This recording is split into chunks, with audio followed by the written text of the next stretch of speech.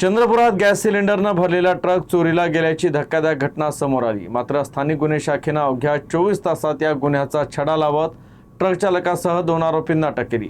अवघ्या 18,000 रुपयांच्या थकीत पगाराच्या वादातून चालकानंच साथीदाराच्या मदतीनं 342 गॅस सिलेंडरनं भरलेला ट्रक चोरल्याचं तपासात उघड झालं। राजेंद्र काळे आणि कुणाल घुरुडे अशी आरोपींची नावं आहेत, तर सिलेंडर खरेदी करणारा गडचिरोली जिल्ह्यातील मोहित पोद्दार आहे।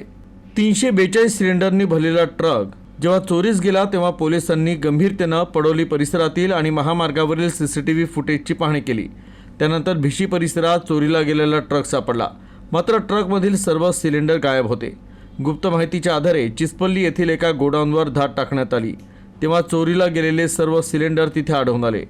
पोलिसांनी संपूर्ण मुद्देमाल जप्त केला।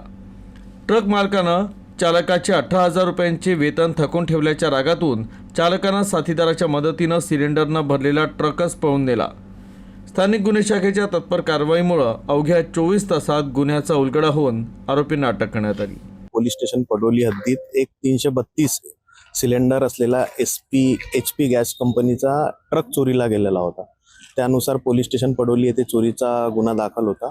त्या गुन्ह्याचा समांतर तपास करीत असताना आम्ही 2 आरोपीला अटक केलेली आहे व त्यांच्याकडून गुन्ह्यातील 82 भरलेले सिलेंडर व 150 खाली सिलेंडर असा पूर्ण मुद्देमाल जप्त करण्यात आलेला आहे व सदर अटक आरोपीचे ट्रक मालकाकडे 18,000 पैसे बॅलन्स होते व ते पैसे ट्रक मालक देत नव्हता। त्या रागाच्या भरात त्यांनी हे कृत्य केले।